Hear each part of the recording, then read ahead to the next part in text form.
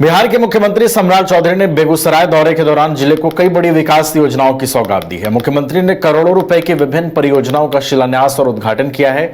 इस मौके पर बड़ी संख्या में जनप्रतिनिधि, प्रशासनिक अधिकारी और स्थानीय लोग भी मौजूद रहे। अपने संबोधन में मुख्यमंत्री ने कहा कि राज्य सरकार का लक्ष्य गांव से लेकर शहर तक आधारभूत सुविधाओं को मजबूत करना है। उन्होंने सड़क, पुल, पुलिया, पेयजल, शिक्षा, स्वास्थ्य और ग्रामीण विकास से जुड़ी योजनाओं को तेजी से पूरा करने की भी बात कही। मुख्यमंत्री ने अधिकारियों को सभी योजनाओं को निर्धारित समय सीमा के अंदर पूरा करने और नियमित निगरानी रखने का निर्देश दिया। उन्होंने कहा कि विकास योजनाओं का लाभ समाज के अंतिम व्यक्ति तक पहुंचाना सरकार की प्राथमिकता है। रोजगार, शिक्षा और स्वास्थ्य क्षेत्र में सुधार के साथ किसानों के हित में भी लगातार काम किया जा रहा है। मुख्यमंत्री के दौरे को लेकर सुरक्षा के व्यापक इंतजाम किए गए थे।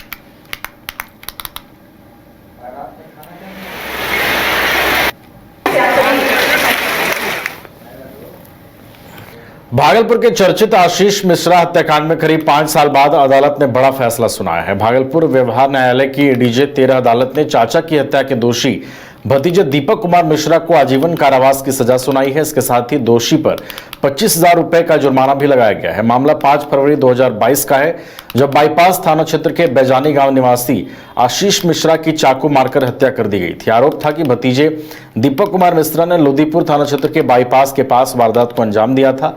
लंबी सुनवाई के बाद अदालत ने साक्ष्यों और गवाहों के आधार पर दीपक को दोषी माना। मृतक के भाई प्रीतम कुमार मिश्रा ने फैसले पर संतोष जताते हुए कहा कि उन्हें न्यायपालिका पर भरोसा था। वहीं अधिवक्ता महावीर तिवारी ने बताया कि लगातार प्रयास के बाद परिवार को यह न्याय मिला है।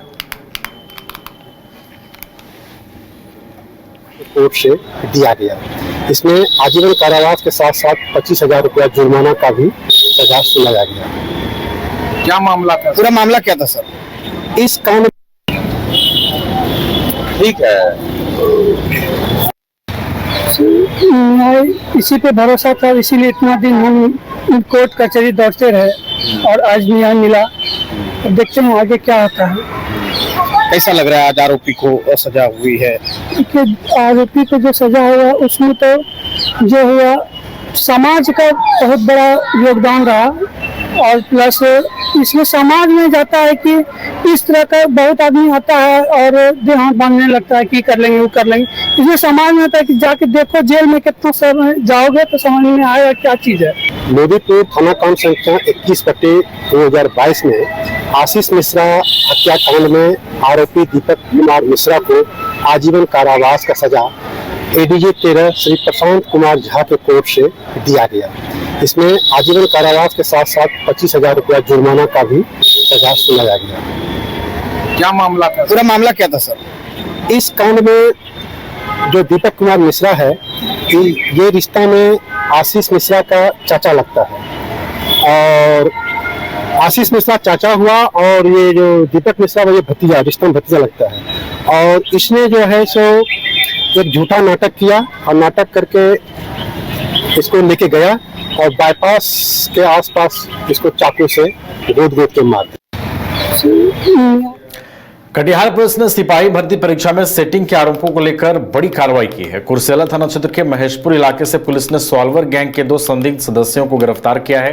गिरफ्तार आरोपियों की पहचान पूर्णिया निवासी सोनू कुमार और साहिल कुमार के रूप में हुई है। पुलिस के अनुसार वाहन जांच के दौरान दोनों बाइक सवार भागने लगे, जिसके बाद पीछा कर उन्हें पकड़ा गया। तलाशी में पुलिस को 100 से ज्यादा मैट्रिक के मूल प्रमाण पत्र, अभ्यर्थियों के दस्तावेज, blank cheque, stamp paper, mobile phone, कारतूस और सिपाही भर्ती परीक्षा के एडमिट कार्ड भी बरामद हुए हैं। प्रारंभिक जांच में भर्ती परीक्षाओं में पैसे लेकर चयन कराने वाले नेटवर्क से इनके जुड़े होने की बात सामने आई है। पुलिस अब पूरे गिरोह की जांच कर रही है और अन्य आरोपियों की तलाश जारी है। कटिहार एसपी परिचय कुमार ने बताया कि मामले के हर पहलू की गहन जांच की जा रही है।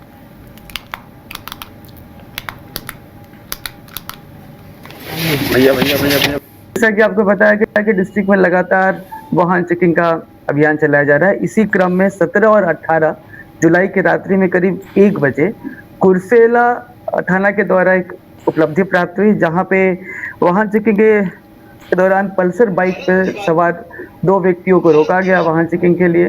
पुलिस को देखकर वो पहले स्पीड बढ़ाकर भागने लगे, फिर उन्हें कैसे भी रोका गया संदेह के आधार पर। और उसके बाद जब उनके पास जो बाइक थी उसकी जब अच्छे से चेकिंग की गई तो उनके पास कई सारे ओरिजिनल मार्क्स कार्ड मिले, क्लास 10th के, क्लास 12 के। उसके साथ ही उनके पास से कई सारे स्टैम्प पेपर भी मिले। उसके अलावा करीब 17-18 ब्लैंक चेक्स मिले जिसमें सिग्नेचर किया हुआ था। साथ ही उनके पास से 6 जिंदा कारतूस भी मिले। जब उनसे पूछताछ किया गया कड़ाई से, तो उनके द्वारा बताया गया कि वो एक गिरोह का हिस्सा है जिसका काम एग्जाम्स वगैरह में सेटिंग कराना है। और ये सब इनका बोलना है कि अभी जो मद्य निषेध का एग्जाम हुआ था सिपाही भर्ती का, उसके सेटिंग के लिए इन्होंने कुछ कैंडिडेट से ये बात करी थी, उनसे ब्लैंक चेक लिया था और सिक्योरिटी के रूप में उनका जो ओरिजिनल मार्क्स कार्ड होता है वो मार्क्स कार्ड ही लिया था। साथ ही कुछ स्टैम्प पेपर पे ये लिखवा के लिया था कि जिसपे स्टूडेंट के द्वारा ये लिखा गया था कि मेरी भर्ती जो हुई है फर्जी तरीके से हुई है। इसका आशय यह था कि अगर कल को वो पैसे ना दे, उस केस में इनका साइन किया हुआ स्टैम्प पेपर और जो पेपर है आयोग को भेज दिया जाए। इनसे जब और पूछताछ की गई तो इनके द्वारा बताया गया है कि ये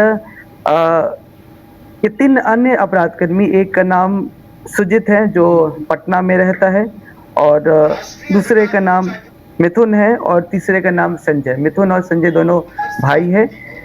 इनके लिए काम करते हैं। मिथुन, संजय और ये पकड़े गए 2 अपराधकर्मी, मतलब ये 4 अपराधकर्मी सभी के सभी ये टीकापट्टी जो पूर्णिया जिला में पड़ता है वहाँ के रहने वाले हैं। तो ये मेनली मिथुन कुमार और संजय कुमार के लिए काम करते थे और पटना में जो इनका कॉन्टैक्ट था ये सुजित था।